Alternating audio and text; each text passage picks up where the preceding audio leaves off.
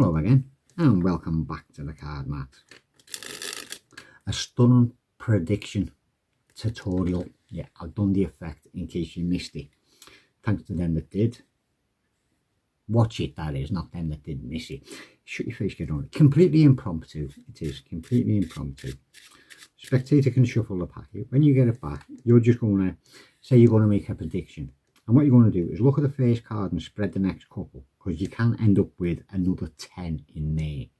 Or you could end up with 2. Yeah, very rarely happens, but you could end up with 2. You could end up with all 4. And, God, you just cut the packet. If you ended up with all 4, just cut the packet somewhere and go from whatever that card is, hoping that there's not one of them in there, right? All the problems you can get at this point, I will put at the end.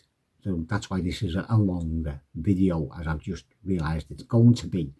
Yeah, so I have to talk a bit quicker.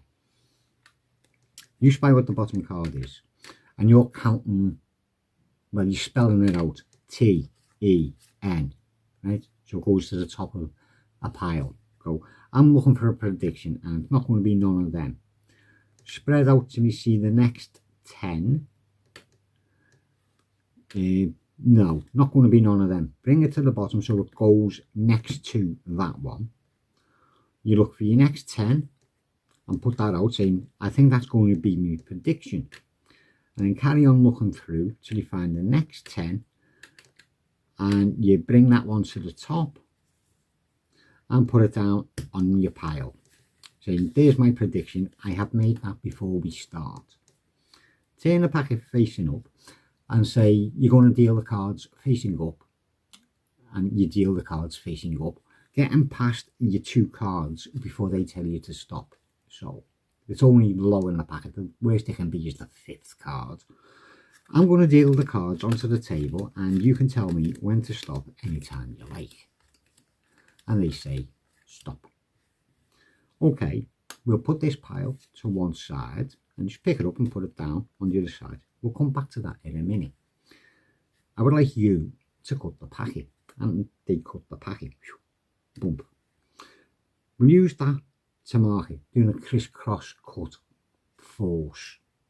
We'll use that to mark it. Now you need a bit of timed misdirection. Well, they forget which is actually the top.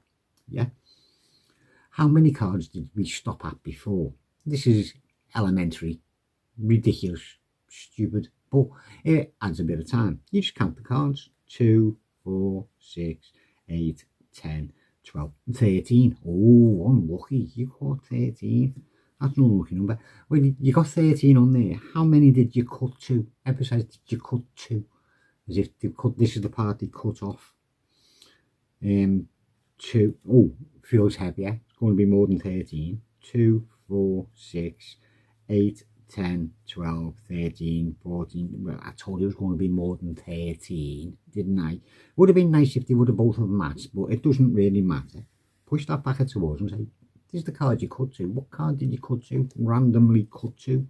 And they'll say it's a 10. And you're telling you what, that pile which I dealt down first, spell out the word 10. And they'll go T, E, and N. And you'll pick that packet up and put it on the top.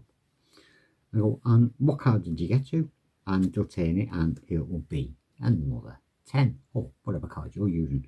You say, well, strange that. We've got 2. What have you got in your hand? And they'll turn that card over and blow me down. It's a third 10. As we didn't know that, did we? No.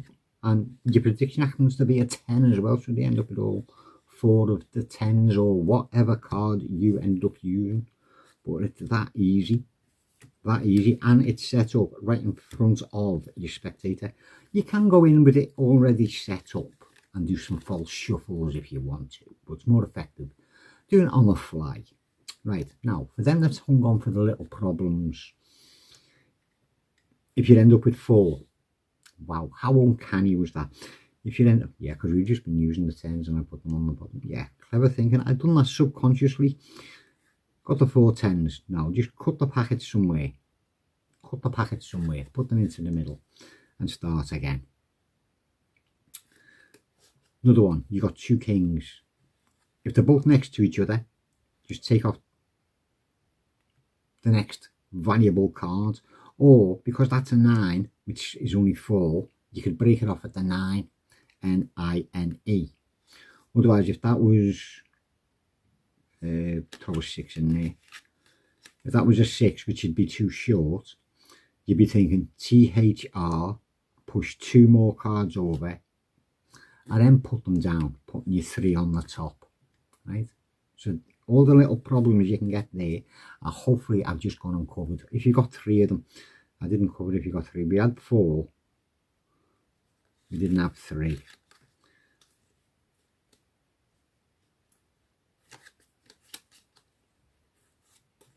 Right, now if you got 3 of them, again, you're very possibly not a chance of getting out of that. Is that I am thinking very quickly on my feet here. Is there any way you can get out of that?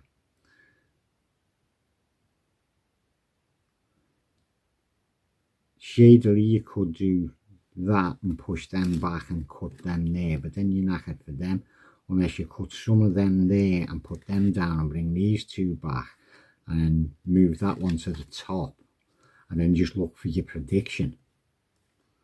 But that's a bit messy. You know, if you'd had 3 there, I would recut the packing. Yeah, just my advice anyway.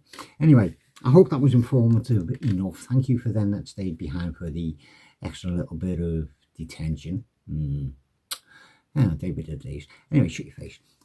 Thank you very much for watching. I do hope you enjoyed it. Very nice little effect.